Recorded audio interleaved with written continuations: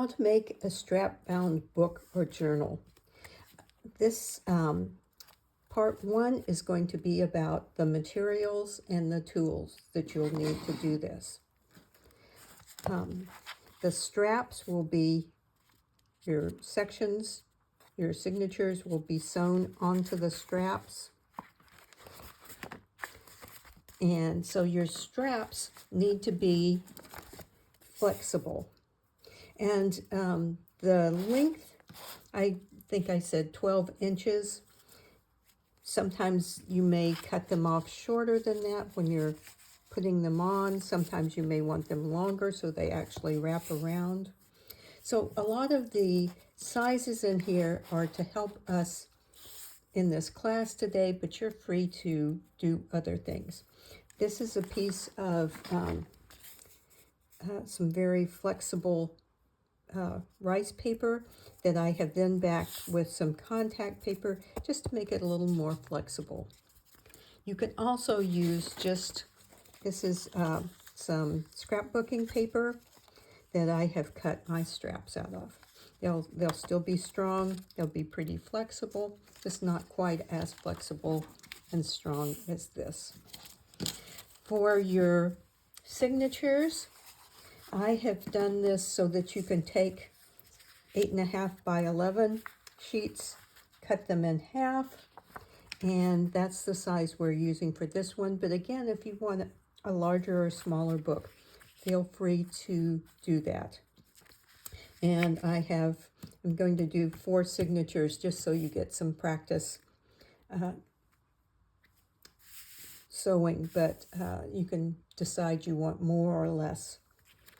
And 3 or 4 sheets per signature. Then for your cover, you can use, this is half of a 12 by 12 piece of scrapbooking paper, the heavier scrapbooking paper that I'm going to use to show you today. You can also use this is some very strong paper. It's a long sheet, it's about 22 inches long, and this way I can take and make my cover, and then I can fold it back and make it a little bit thicker if I want. You can make special paper. So this is some momigami I made out of brown wrapping paper. I backed it with some other paper, and I folded the edges under to make it a little stronger. And then I'll be adding end papers after I get my book put together to make it a little stronger, but it'll still be very flexible. And then I took my same backing tape and put it over the momogami, and this is going to be my straps because I like having contrasting straps. You could do straps that are the same as your cover if you want, but you get to choose.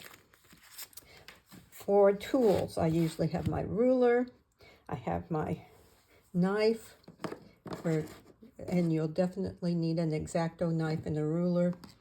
I have awls.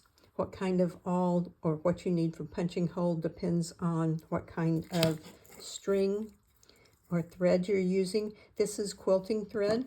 I like quilting thread, but you could use embroidery thread. You can use waxed thread. I'll talk a little more about that when I show you how to sew it together. A couple of paper clips will be helpful. Needle with a large eye. This also happens to be a leather needle, so it's got a sharp point, which I like to use. Sometimes I even use it for punching holes. You need something to punch into. This is my old book that I use, and you can see I have used it a lot, but it's wonderful because I don't end up punching holes into my table or my backing this way.